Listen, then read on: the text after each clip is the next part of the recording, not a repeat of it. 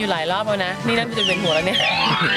มันพายยากด้วยเมื่อกี้พายทวนน้ำค่ะยากกว่าที่คิดครับต้องรู้แบบจังหวะการพายจังหวะการตวัดไม้อะไรอย่างเงี้ยคิดว่าจะรอดไหมมันรอดไหมต้องรอดดิต้องรอดโอ้โหมีอะไรบ้างที่ผมทำไม่ได้